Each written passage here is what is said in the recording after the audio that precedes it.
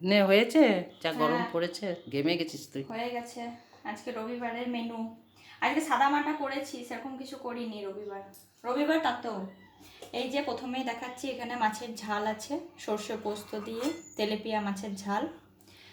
মাছগুলো মানে বড় বড় ছিল, সেজন্য একটা করে ওই যে মাথা, একটা করে লেজ হয়েছে।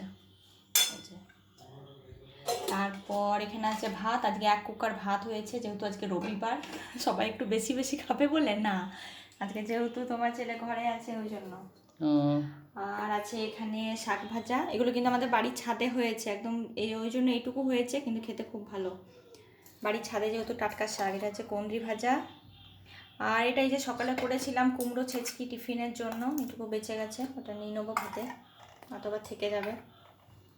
আর এখানে কি আছে, এখানে আছে এই যে বড়ি ভাজা, এটা শুকনো, ভাতের সাথে মেখে খাওয়া যাবে বা এমনি শুকনোও খাওয়া যাবে। এই বড়ি ভাজাটা বেশ মুচমুচে হয়, খেতে খুব ভালো লাগে। মুসুরির ডালের বড়িতে হ্যাঁ। ভালো লাগে খেতে, আর এখানে ডালের সঙ্গে। আছে এই যে ঝিঙে দিয়ে ডাল করেছি, মুসুরির ডাল। এটা দিনের জন্য রাখবি? হ্যাঁ এটা দিনের জন্য। আর এই যে এখানেও তুলে রেখেছি অল্প, এটা রাত্রে হয়ে যাবে, একবারে করে নিয়েছি, 2বার করে, রাতে দিনে। গরমে আর রান্না ভালো লাগে না। ঝিঙের ডাল করে খাবে, খুব ভালো লাগে খেতে, হ্যাঁ, অনেকে খাও, কিছু না, অনেকে শুধু ঝিঙে দিয়ে জাস্ট ফোড়ন দিয়ে পেঁয়াজ দিয়েছি অনেকটা। হ্যাঁ।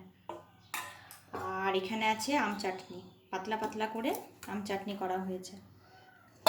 আর এখানে আছে এই যে বড়া, কুর্তি কলাইয়ের বড়া। এগুলো কুর্তি কলাইটা এনে আনা হয়েছিল ভিজিয়ে জল খাওয়ার জন্য, তারপরে যেটা মানে ভিজিয়ে রাখার পরে যে ডালটা ইয়ে হয় ভিজে থাকে, সেটা বেটে আবার এগুলো বড়া হয়েছে। এটা মামুনি করেছে, বাকিগুলো আমি করেছি।